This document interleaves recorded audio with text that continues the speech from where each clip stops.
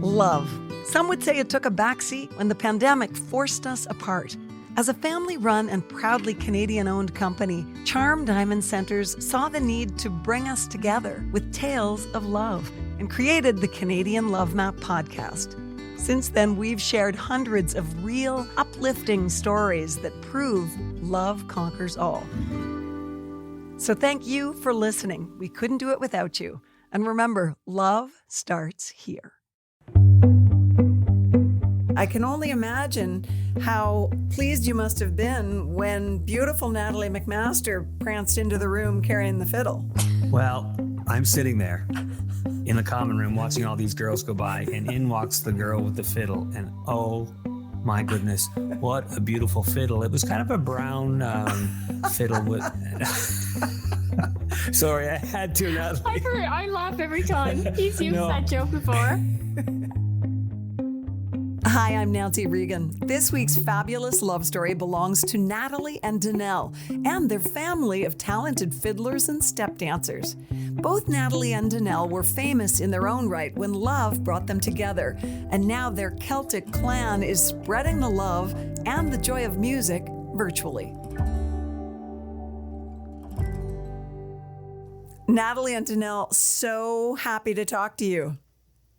Oh, thanks, Nancy. Thank you. Let's go back. And usually I say, let's go back to when you first met. But actually, I'd love you both to tell me about growing up with music. So, Natalie, do you want to start? Sure. Growing up with music was not even thought about in any special sort of way. It was just so assumed, like eating food and drinking and, living, breathing, you listen to music. The community I grew up in was very musical as well. And a lot of any event we went to, it was an event that hosted traditional music. So that was my environment. On special occasions for school and those types of events, they'd have me bring my fiddle in, and that was all felt normal. I often hear about your peers. What did they think, or it wasn't cool? And I never grew up with that. I always felt special, and I always felt like people thought it was cool what I did. Of course, you were the niece of Buddy McMaster, who was such a famous fiddler in Cape Breton. When did your fame start? I would say probably sometime more significantly when I had gone to Teachers College. So prior to Teachers College, I had done some traveling to the States and outside of Cape Breton. In my late teens, I had recorded a cassette when I was 16 years old, and that helped in a lot of ways to spread the word. But it was when I was in my second year of college. That's when I got management. That's when there were record companies looking at all the East Coast acts.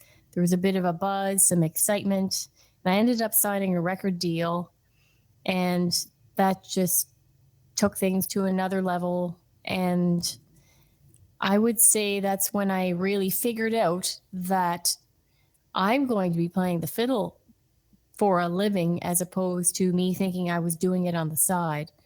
The Teachers College I was at, I ended up missing a lot of time and finishing my Teachers College degree through part-time studies and then through correspondence. So yeah, I'd say it was probably 2021, right around the time Donnell and I were courting. Well, we're not getting to that, though. Let's keep them waiting. Donnell, tell me about your amazing childhood filled with music, too. Well, I'm one of 11 siblings. Mom moved up to Ontario, met Dad, married, had 11 children, and they had a band. We were beef farmers, and they had a band on weekends. They'd play locally at round dances and square dances, and then they started us playing music. So I'm the eldest boy, but I'm fifth in line. There's four sisters older than me, and they taught Chrissy, the eldest, how to play, and then Julie, and then you just kind of wanted to play to keep up or to be involved. And there were always dances we could go to. I can remember we'd get to go to a wedding. Mom and Dad would be playing at a wedding. Or a barn dance or something, and I'd be sitting on the stage by Mom's feet and mom and dad would say that I would fall asleep underneath the piano at mom's feet. So we were always around the music, and in our little house, you were challenged to keep up. You know, you didn't want to be left behind. But wonderful memories of house parties, and I remember mom, dad, and the band would come back to our place after a night's entertaining, and they would have a bite to eat, maybe have a little drink, and they would say, "Would you play us a tune, Donnell?" And those were the big moments for me, that I had an audience that cared or gave me the limelight, and my memories are just being around the music and the people. And But fame also found you and your whole family. yeah, so the Leahy family was when we played. It was mom and dad, and then when we got old enough to drive, we continued on as the Leahy family. And then when we came back from Germany, not everybody could. I wanted to book into clubs, into bars, and not everyone could play. And we decided to use the name Leahy to signify that it was something different than, all of us. So there was we became Leahy. And didn't you have some years where nobody, like everybody was in school? And that's what I mean. We couldn't get everybody out. And so there were 4 of us that would go and play, and we called ourselves Leahy. And that's sort of what continued on. Okay, cool. So how did the two of you meet?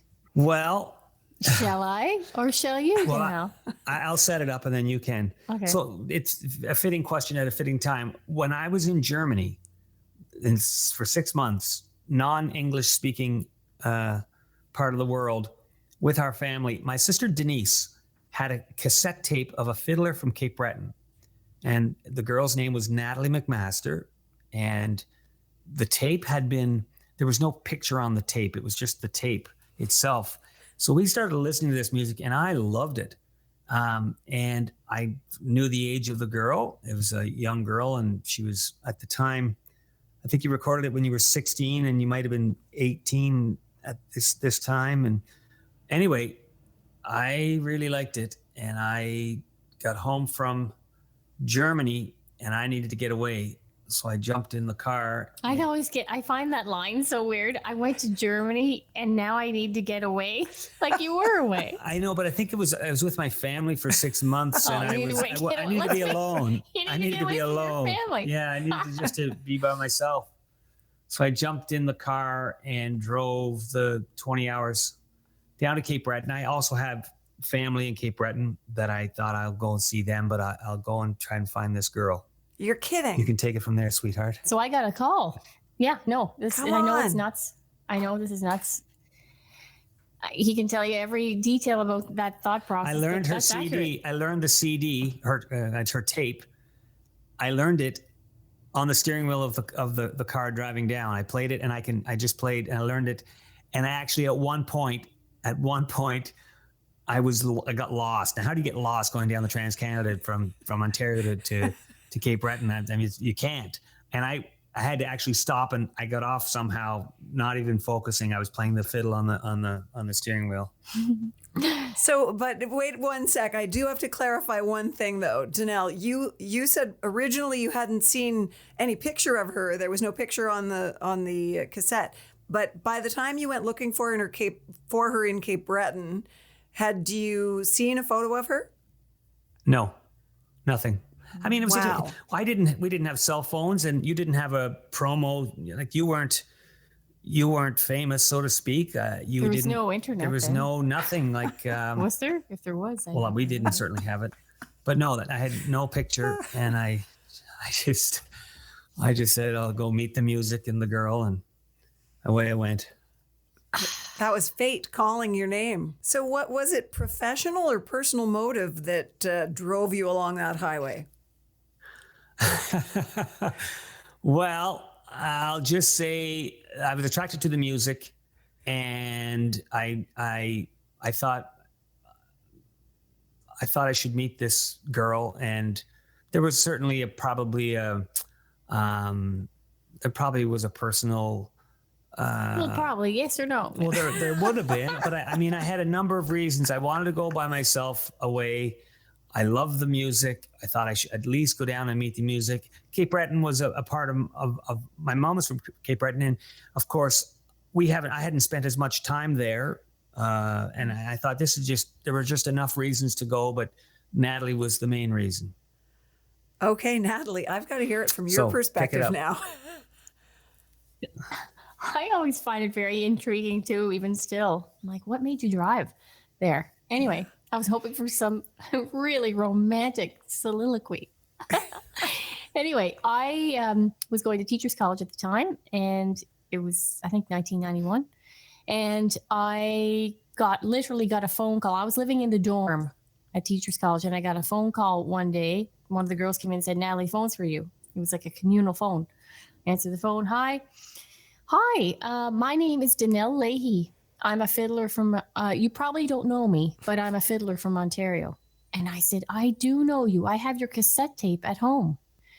And he said, "Well, I'm in town tonight, and I was wondering if I could take you out to dinner." Wow. And I said, "Oh, okay." He said, if you could bring along your fiddle. He said, "Bring along your fiddle, and then I'll know who you are." I don't know what you look like, so bring along your fiddle. Yeah, I don't know what you look like, so bring along your fiddle. So we were meeting. Had arranged to meet in the college common area. Yeah. So I'd be sitting there not knowing which girl was me. I might have taken the wrong girl out for dinner that night. Oh, the story could have been different. Well, you know what? That was kind of a stroke of genius, I think. But also, Donnell, I can only imagine how pleased you must have been when beautiful Natalie McMaster pranced into the room carrying the fiddle. Well, I'm sitting there in the common room watching all these girls go by, and in walks the girl with the fiddle. And oh my goodness, what a beautiful fiddle. It was kind of a brown fiddle with...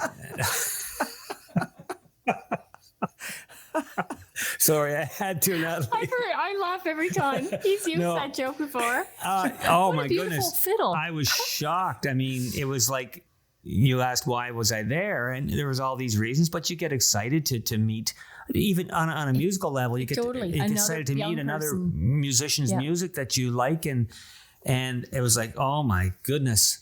So now don't overdo it. Well, no, it was she was such a beautiful girl. She is a beautiful girl. But anyway, we went out for dinner, had a lovely dinner, and then Natalie had access to a practice room in the college. Mm-hmm. So we went with our fiddles and went into the practice room and played tunes. And so the date I thought had gone quite well. And I said, well, you know, I'm going to be around for a little bit. Could we go out again tomorrow night? Now, I believe it was a Wednesday night that we went out because Natalie said, or was it a Thursday? I think it was a Wednesday because Natalie said, "I can't go out with you tomorrow. I'm flying to Toronto to play for a function in Toronto." And I think she was flying the next day, which would be Thursday, and playing Friday. Nice. So when I dropped her off at her dorm, I jumped in the car and drove to Toronto and went to the to her gig in Toronto on the Friday night. Yeah. Was she? Yeah. Did you surprise her at the gig in Toronto? No, I know he was coming. Wow. Okay. Yeah.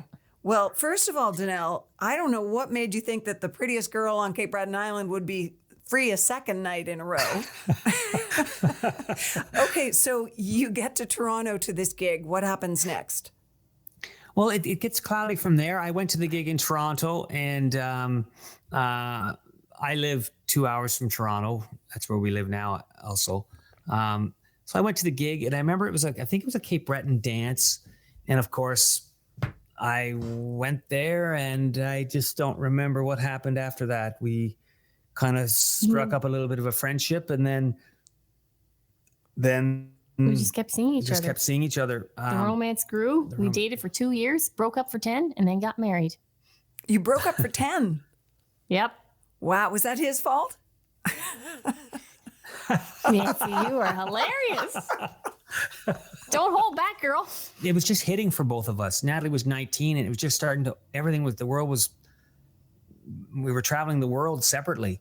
And I really look back on it now, and we really needed to do what we did to establish ourselves. And Yeah, it's one thing to have we had a long distance relationship. Obviously, he lived in Ontario and I lived in Nova Scotia. Like I was going to college in Truro, and so yeah, we didn't see each other very much. And then plus any weekend we had, we were gone. Like we really had a phone call of a relationship. Yeah. Oftentimes we'd get together, little spurts here and there, but it wasn't very often. So how did life bring you back together? I was actually at my mom's place, mom and dad's, for Easter, and Donnell was in Halifax, and he just phoned. I remember mom coming down the hall. The phone, she was in the office. The office was at the end of the hall, and she comes down saying, "It's Donnell on the phone. It's Donnell on the phone." And I'm like, oh my gosh. So I talked to him. We had a great chat. We went out. He said, I'm around, and I thought you might be home. Great. We went out for dinner, of course. And after 2 months, he proposed, and here we are. 2 months. Wow. Donnell, you knew. I knew. I knew too. I was ready. I was waiting. I was like, I had my yes already ready. You want to tell me about the proposal? I love the proposal. Do you mind? No, you can tell. It was really sweet. So we land in Halifax. Obviously, I'm excited to show him this condo, and it was on the Bedford Highway. Anyway, so then we drive to my mom and dad's, and Donnell's telling me how he's excited. We're going to spend the weekend or one of the nights with his cousin Peter McDonnell. So I'm like excited to go down to see Peter. And so anyway, we were at mom's for a bit. We go to Peter's, but on the way to Peter's, Donnell says, why don't we stop in here at Broadcove? That's where his mom grew up. That's the parish that she belonged to, Broadcove Parish.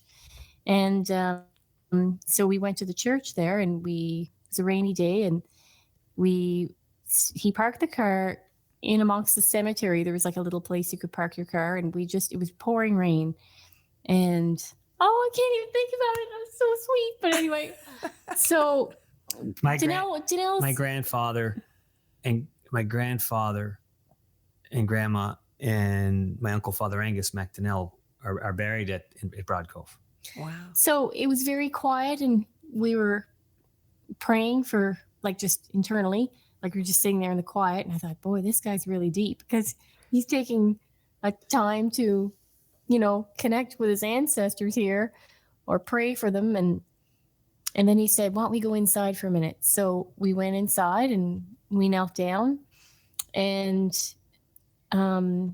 anyway, we went to leave, and I kept thinking, wow, this guy's really, really deep, or really I was just loving it. It was a whole new level. This little spot on the way to connect with his people. And as we were leaving, I guess I won't go into every single detail, but as we were leaving, he did tell me there's something else he had to say, and I thought it was going to be awful. I don't know. I was just bracing myself for what could he possibly have to tell me, because he looked so just intent in his face. His facial expression was so brilliant of some sort. Scared. Anyway, and then he got down on one knee and asked me if I would marry him.